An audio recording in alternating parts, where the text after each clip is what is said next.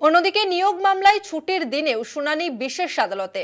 পার্থ চট্টোপাধ্যায়ের মামলা শুনানি বুধবারের মধ্যেই। এই মামলায় যুক্ত সব পক্ষকে ইডিকে নথি জমা দিতে বলে আদালত।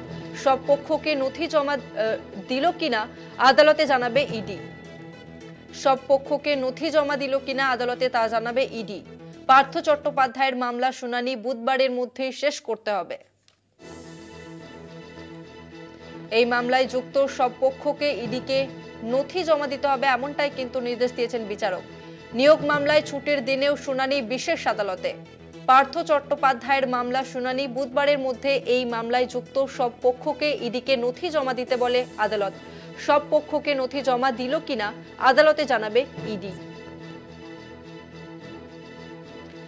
প্রাক্তন শিক্ষামন্ত্রী পার্থ চট্টোপাধ্যায়ের মামলা শুনানি বুধবারের মধ্যে শেষ করতে হবে। এই মামলায় যুক্ত সব পক্ষকে ইডিকে নথি জমা দিতে হবে বলে আদালত।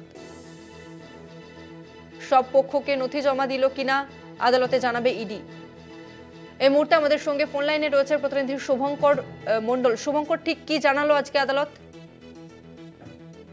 শুনানি চলছে, কিছুক্ষণের বিরতি দেওয়া হয়েছে এবং তারপর 1:40 থেকে মামলার শুনানি রয়েছে ফের। তোমরা জানিয়ে রাখি যে মূলত প্রাথমিক নিয়োগ দুর্নীতি মামলায় যে চার্জ গঠনের প্রক্রিয়া, তার আগের প্রক্রিয়া কিন্তু আজ থেকে শুরু হয়ে গেল। অর্থাৎ যিনি রয়েছেন ইডির আইনজীবী, তার তরফ থেকে মূলত এই মামলা যাদের বিরুদ্ধে যা অভিযোগ রয়েছে সেগুলো কিন্তু আদালতে এই মুহূর্তে পড়ে শোনানো হচ্ছিল।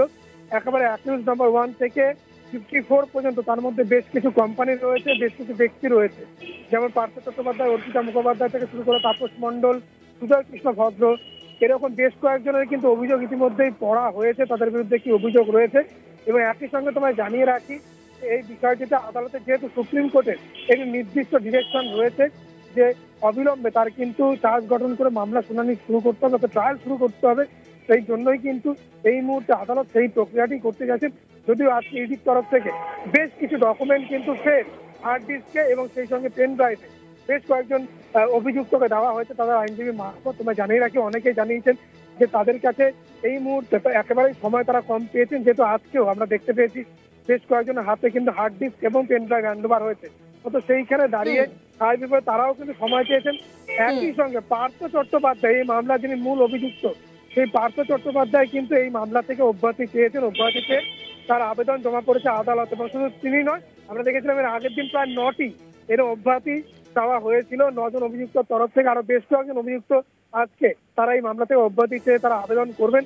সেই মামলার শুনানি কিন্তু হবে এবং তারপর কিন্তু মূল পার্থ চট্টোপাধ্যায় সহ বাকি অভিযুক্তদের বিরুদ্ধে চার্জ গঠনের প্রক্রিয়া ইতিমধ্যে শুরু হয়েছে। ধন্যবাদ তোমাকে শুভঙ্কর।